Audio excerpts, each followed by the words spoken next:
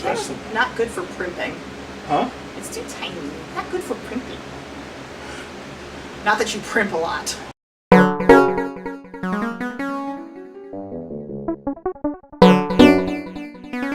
Hey everybody, I am Tony, also known as Arcro here on the internet, and this is Crystal.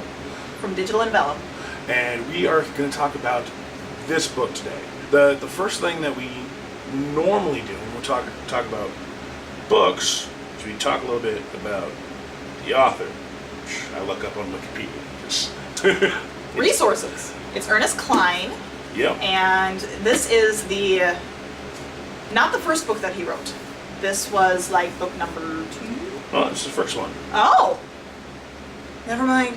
Scratch that, reverse it. There was a bidding war, even, on this book. Film rights got sold to Warner Brothers, which, I don't know about you, but if you're watching this, you probably heard about it from the new trailer that dropped for this movie that's coming out. Yes. Which we're both excited about, since we've read the book. And we were excited with the book before we even knew that they were making a movie of it. Nerd porn what? He's done spoken word stuff. Austin Poetry Slam. There's Nerd Porn Auteur, which I think that kind of describes this guy fairly well. Kind of. We don't really have to say anything else, because that's sort of what this book is nerd porn. Essentially, yeah. Without the smexy part of porn. This is our geek porn. This... Yeah, it's... hits every button. I knew that we were going to do this collab, so I was like, I'm going to be a little bit more professional, and I'm going to take notes, and I was able to write one note, and that was on the first page. And then you got distracted. And then I got distracted by the actual stuff of the book. And the one note I had was that it's page 1, they're already referencing Ghostbusters. I'm gonna love this book. Mm-hmm. It doesn't stop at that first page. It just goes on and on and on. References pretty much anything from the 80s. Anything from the 80s. It's fair game. Like some early 90s stuff, but yeah, it just, whatever you could possibly nerd culture think of, it's in this book somewhere. It's just packed with absolutely everything. You got gaming culture references. You have tech culture references. You have movie culture references. You have everything that could be considered pop. Whatever your flavor of geek is, this book will hit it. Let's talk about the plot of the book. Plot! It is a dystopian future that's not a dystopian future. It's based in 2044, so actually fairly close to where we are in 2017. But it's not like your Mad Max type of dystopian future. This is a future where technology has pretty much taken over, and that's what makes the basis for the book is technology and VR are where everyone has gone to live their lives. Yes. For a lot of people, the real world sucks. It's too depressing for them to want to put up with, so the game that they once found as an escape has turned into something that is more permanent. Yeah. People live from the time they wake up to the time they go to bed in this virtual world. There's even a point in this book where the main character, Wade, is in an apartment and blacks out all the windows, so that way he can't even tell what time of day it is, because he is just more concerned about living in that one world. Yeah.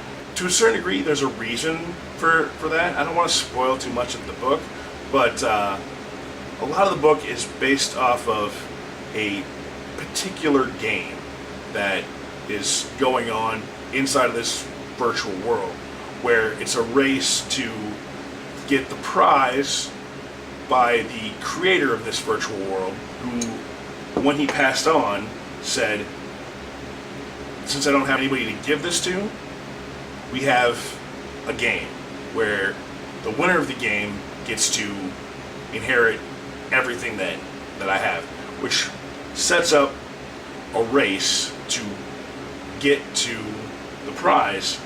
But this is well after that's happened because nobody's been able to figure it out. The first clue is so hard that no one's gotten it until Wade comes along. He figures it out. He's not the first one to figure it out, but that's... He figures it out right around the same time as one other person, and then everybody... The race begins. Once somebody, who ends up being Wade, gets onto the leaderboard, people know, hey, the game is on, and everything just explodes. And the reason why there's so many 80s pop culture references is because that was when the creator of the game grew up. It was his favorite time. Who was it? Penn Jillette said that you're not allowed to critique movies or music that are plus or minus 3 years of your first blowjob, getting it or giving it, because it's too nostalgic for you. That's this time for this guy. Wait, did he ever get a... Yes. The creator is very much the token Silicon Valley nerd, and he throws himself into creating this virtual reality world called OASIS, and it becomes everything to him. And that's why when he passes away, he's decided that he's going to leave this. And just as any good nerd knows, creators leave Easter eggs behind a lot in almost anything. Video games, movies. I mean, just looking at the Pixar movies alone, you can find Easter eggs for movies that happen 10 years in the future.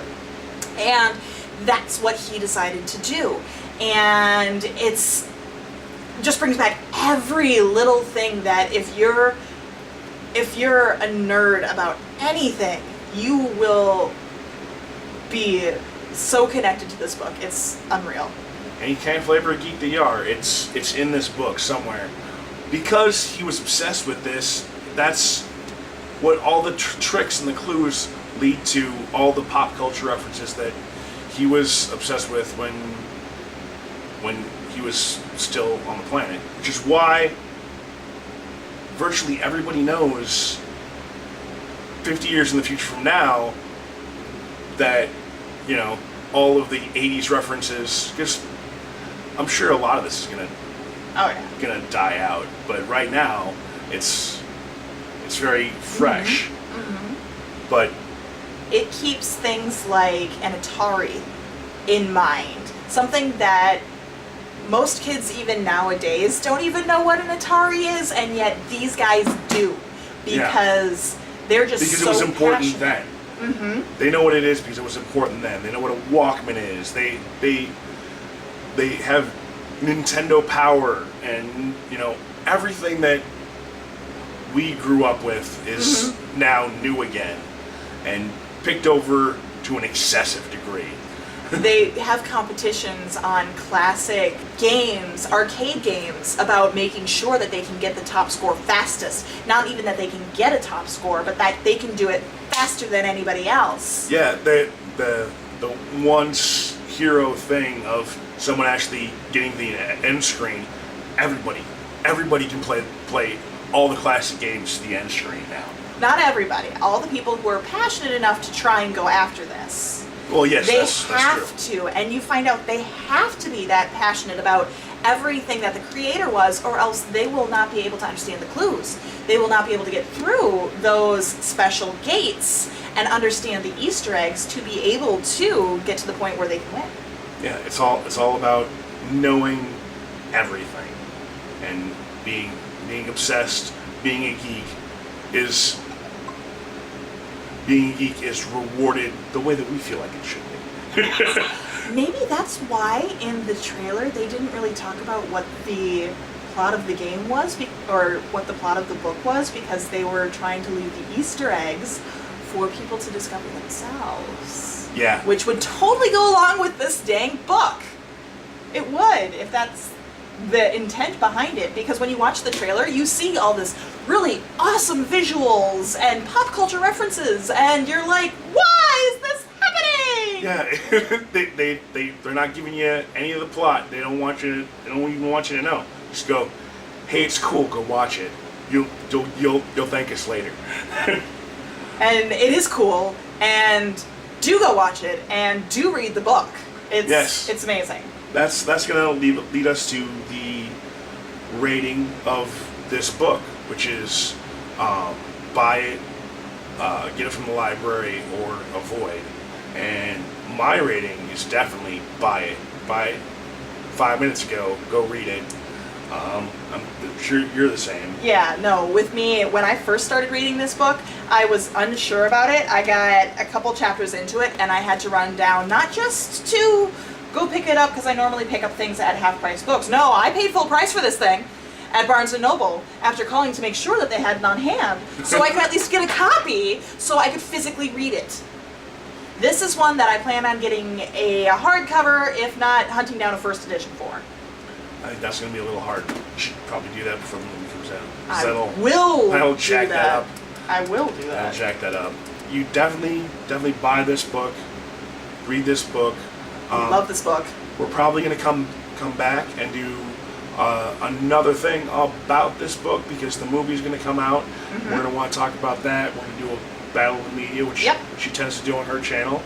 Yep. Digital and Vellum does Battle of the Medias, and that is when we see something come out in a digital format, whether it be television show, movie, and we rip it apart to compare it to the original book, and how does that compare, which one's better, and I'm really hoping that the movie lives up to the hype of this, but I don't know if they can do it. I don't think they can. I don't know if they can do it. Not in one movie. Not in one movie. And it'd be very hard to do in one movie.